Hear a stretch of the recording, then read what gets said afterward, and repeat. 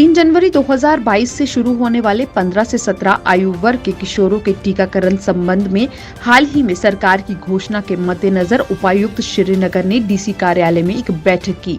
इस बैठक के दौरान सभी व्यवस्थाओं के अंतिम रूप देने पर ऑफिसर्स को निर्देश दिए गए और इसके साथ साथ ही बताया गया कि श्रीनगर शहर में अभी कोविड-19 के केसेस कंट्रोल में है और अब एडमिनिस्ट्रेशन पूर्ण रूप से इसी तैयारी में जुटी है कि आगे भी इसी पर कंट्रोल पाया जा सके।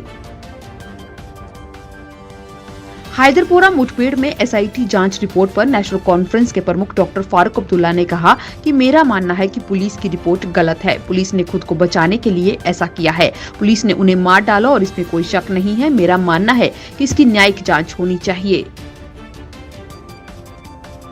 भगवती नगर में टांगा स्टैंड के सामने जम्मू नगर निगम ने कचरा ट्रांसफर स्टेशन बनाकर स्वच्छ जम्मू स्वस्थ जम्मू की दिशा में कदम बढ़ाया है। स्टेशन से कचरे को निस्तारण के लिए भेजा जाएगा। आपको बता दें कि इसका उद्घाटन जम्मू म्युनिसिपल कॉर्पोरेशन के मेयर चंद्रमोहन गुप्ता और साथ ही साथ डिप्टी मेयर पूर्णिमा शर्मा ने किया। इस मौके पर संबोधित करते हुए मेयर ने कहा कि इससे कचरा जमा करने के स्टेशन के पहले चरण का काम पूरा किया जा चुका है। अब दूसरे चरण का काम पूरा किया जाएगा।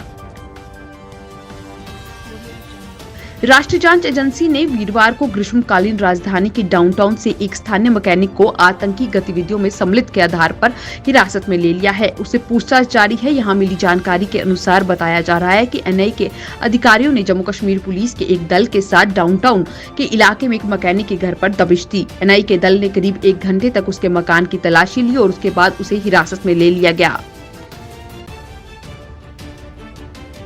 रामबन के चमलवास के लोगों ने NH-44 पर 0 पॉइंट पर एक बड़ा सामूहिक विरोध प्रदर्शन किया, जिसका नेतृत्व मुहसिन खान, एक प्रत्यक्ष सामाजिक कार्यकर्ता है, उनके द्वारा किया गया। आपको बता दें कि उपायुक्त रामबन को नियमित बिजली और सभी संबंधित समस्याओं को प्राथमिकता के आधार पर हल करने के लिए ये प्रदर्शन किया गया है और साथ ही साथ इन लोगों का कहना था कि रूरल के साथ साथ सामान्य रूप से शहरी क्षेत्रों के लोगों और विशेष रूप से छात्रों को नुकसान न हो, इसके लिए उपायुक्त जो है तत्काल ही कोई कार्रवाई करे।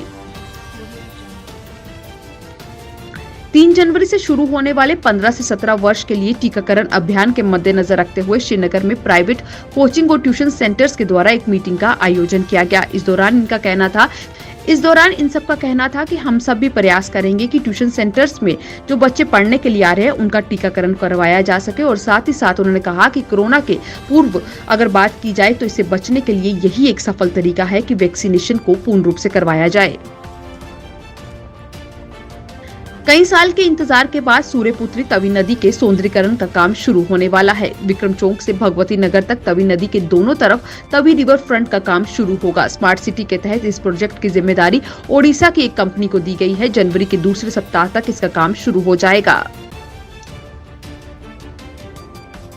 कांग्रेस और डोगरा स्वाभिमान संगठन की प्रमुख राजनीतिक हस्तियां कठुआ कंडी के अपने समर्थकों के साथ जम्मू कश्मीर भाजपा अध्यक्ष रविंदर रैना की उपस्थिति में पार्टी मुख्यालय त्रिपुरा नगर जम्मू में भारतीय जनता पार्टी में शामिल हो गई। रविंदर रैना ने पार्टी में नए लोगों का स्वागत किया और कहा कि प्रमुख और आसन सामाजिक हस्तियों के साथ साथ अन्य दलों के वरिष्ठ नेता जनता की बेहतर तरीके से सेवा करने के लिए रोजाना भाजपा में शामिल हो रहे हैं। ये बड़े पैमाने पर शामिल होना स्पष्ट रूप से पार्टी के लिए जन समर्थन के भारी झुकाव का संकेत देता है, जो विधानसभा चुनावों में दिखाई देगा।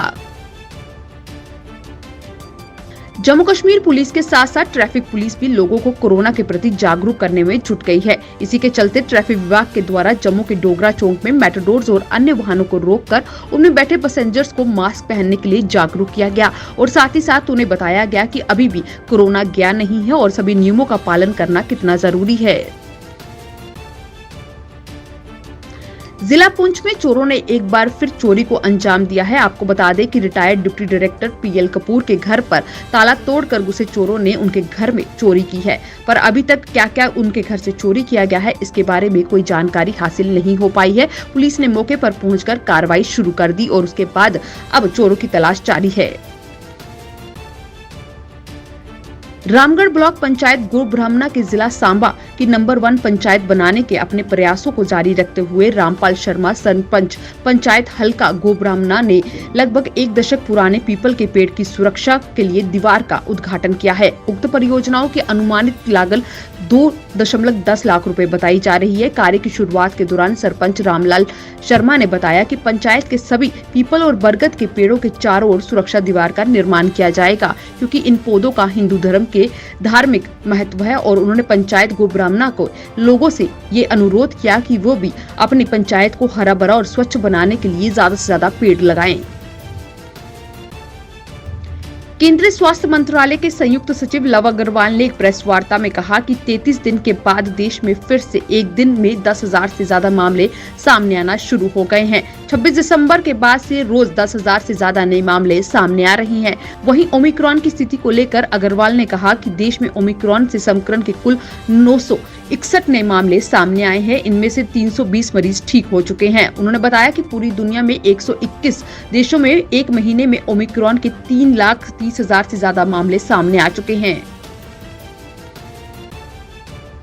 देश के पहले chief of defence general Bipin Rawat की हेलीकॉप्टर दुर्घटना मामले में आज यानी शुक्रवार को बड़ी खबर आ सकती है। समाचार एजेंसी ANI के मुताबिक हादसे की जांच के लिए बनाई गई तीनों सेनाओं की जांच टीम सरकार को अपनी रिपोर्ट 31 दिसंबर को सौंप सकती है। जांच का नेतृत्व एयर मार्शल मानवेंद्र सिंह कर रहे हैं। इनमें सेना और नौसेना के 2 ब्रिगेडियर रैंक के अधिकारी भी शामिल हैं।